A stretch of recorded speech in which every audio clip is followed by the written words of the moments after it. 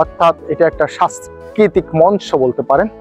ডান সাইডে যদি দেখি এখানে কুমার, তারা মাটির আসবাবপত্র বানাচ্ছে, স্বামী এক জায়গায় বউ আরেক জায়গায়, তারা পুরো পরিবার মিলে বানাচ্ছে। এই সাইডে যদি দেখায় একটা পালকি আছে, পালকি দেওয়া আছে।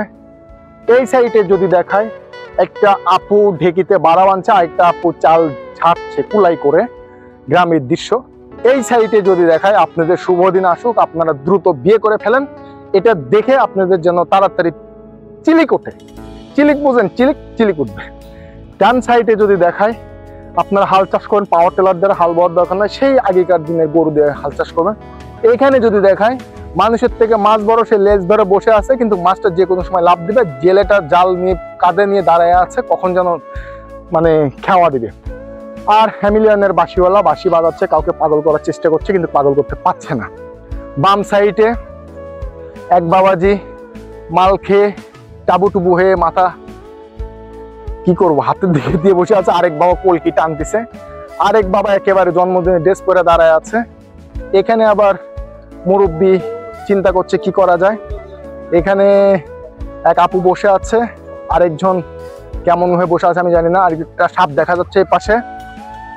তারপরে ডান সাইডে যদি দেখায় গরু গাড়ি থেকে সম্ভবত পড়ে গেছে কিনা জানি না, উনি বলতেছে দাঁড়াও, আমাকে নিয়ে যাও, আমাকে নিয়ে যাও, আমাকে নিয়ে যাও, কিন্তু ওনাকে ছেড়ে চলে যাচ্ছে। আরেকজন আমার হাত দিয়ে বলছে আয় আয়, তাড়াতাড়ি আয়, তাড়াতাড়ি আয়। তো দেখানোর চেষ্টা করছি, সব আপনারা সবই বোঝেন, তারপরেও আমি একটু বোঝানোর চেষ্টা করছি, কারণ এখনকার বাচ্চা কাচ্চা অনেক কিছু জানে না। এখানে কিন্তু মানে আগেকার যুগের না, এটা হচ্ছে আপ টু ডেট এখনকার যুগের সোফা। আগের যুগে তো সোফা ছিল না, আগের যুগে ছিল চেয়ার, তারপর টুল বলতে পারেন, জল চকি বলতে পারেন।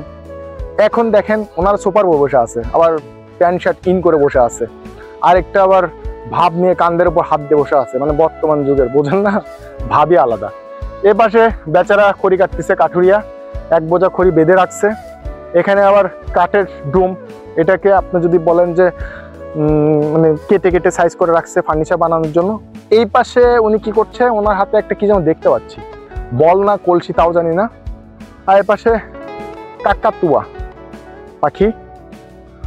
এই পাশে বেচারার এক চোখ মাটির নিচে চলে গেছে, আরেক চোখ নিয়ে বসে আছে, থাপা দিয়ে মাটির নিচে ডাবে দিছে। এবার সে কলসি কাঁধে নিয়ে একজন দেখতে পাচ্ছে, আরেকজন একদম বিভরে ঘুমাচ্ছে। সো বন্ধুরা, এই গুহার ভিতর এই ছিল, দেখি গুহার বাহিরে কিছু আছে কিনা। তারপর আমরা ব্যাক করব, আমরা আর বেশি সময় এখানে ব্যয় করব না।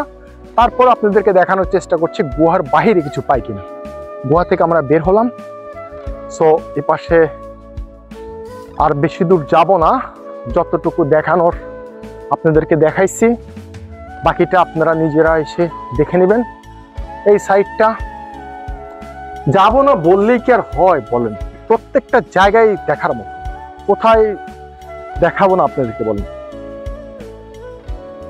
এটা সেই কি রাধা কৃষ্ণ, নাকি কৃষ্ণ রাধা, নাকি কি বলবো এটাকে। আবার হাতে বাংলাদেশের ফ্ল্যাগ দিয়ে দাঁড়ায় আছে, ওনার হাতে আবার একটা বাবু। কে কাকে কি গিফট করতেছে সেটাও বুঝতে পারছি না, কমেন্টসে জানাই দিন কেমন। দেখা যাক। এখানে শহীদ মিনার বলতে পারেন, শহীদ মিনারটা সুন্দর কালার করে রাখছে। বাম পাশে যদি দেখায় শফিউর রহমান, আবুল বরকত, ভাষার জন্য যারা দিয়ে গেছো প্রাণ, ভুলিনি আমরা, ভাস্কর্য জিয়া কবির লিখেছেন এটা, যারা আমাদের ভাষা শহীদ জব্বার। আপনারা রফিক, বরকত, জব্বার, যারা ভাষার জন্য জীবন দিয়েছিলেন তাদের ভাস্কর্য। এখানে যদি দেখি সেই মুক্তিযোদ্ধার কিছু ভাস্কর্য বানানো আছে।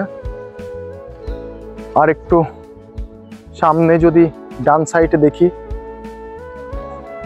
বাংলাদেশের সম্ভবত কিছু একটা 3টা স্তম্ভর মতো দেখা যাচ্ছে, সঠিক বলতে পারছি না কি এটা।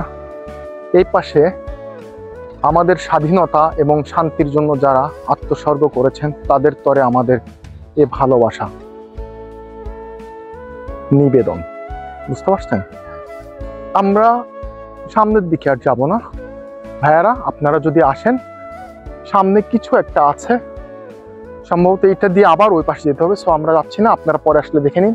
জাস্ট সুমন আপনাদেরকে ছবিটা দেখানোর চেষ্টা করছে। ওই সাইড দিয়ে কিন্তু যাওয়ার একটা জায়গা আছে, সো আপনারা